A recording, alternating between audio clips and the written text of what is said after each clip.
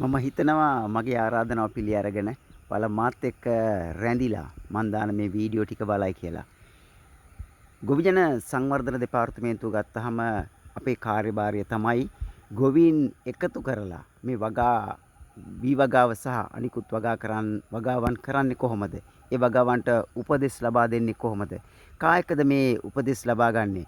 එක පැත්තකින් ගත්තාම කෘෂිකර්ම දෙපාර්තමේන්තුවේ අපේ කෘෂිකර්ම උපදේශක මහත්තුරුත් එකතු කරගෙන අපි හැමදාමත් කන්නයක් ආරම්භ කරන්න ඉස්සෙල්ලා හැම ග්‍රාම නිලධාරී කොට්ටාසයකම කන්න රැස්වීම තියෙනවා. මෙන්න මේ කන්න රැස්වීම කියන එක ඉතා වැදගත් වෙනවා. වැදගත් වෙන්න හේතුව තමයි වැවක් තියෙනවා නම් වැවෙන් ජලය ලබා දෙන්නේ කොහොමද?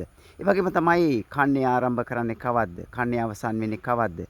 මොන වගේ වී වර්ග ටිකක්ද වගා කරන්නේ? මෙන්න මේ වගේ අදහස් ගොඩක් හුවමාරු කරගන්නේ ඔයාලගේ ගමේ ඔයාලගේ ග්‍රාම නිලධාරී කොට්ටාසේ කන්නේ ආරම්භයට පෙර ගොවිජන සංවර්ධන දෙපාර්තමේන්තුව විසින් ගොවි සංවිධානවල ඉන්න ගොවීන්ට දැනුම් දීමක් කරනවා අහවල් දවසේ අහවල් තැන අපි කන්න රැස්වීම තියනවා කියලා. අන්නේ කන්න රැස්වීමට අනිවාර්යයෙන්ම ඔයාලා හැමෝම සහභාගී වෙන්න. එදාට පුළුවන් ඔබට යායේ තියෙන ගැටලු විසඳ ගන්න.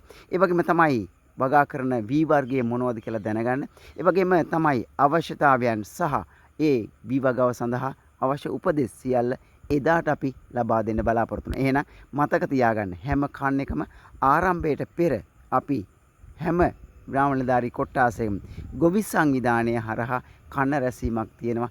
අන්නේ කන රැසීමට සම්බන්ධ වුණොත් ඔයාගේ වී වගාව සාර්ථකව කරගන්න පුළුවන් වෙයි කියලා අපි හිතනවා. එහෙනම් ඔබටයි මේ ආරාධනාව හැම කන් එකම ආරම්භයේදී පවත්වන කන රැසීමට සහභාගී වෙන්නේ කියලා.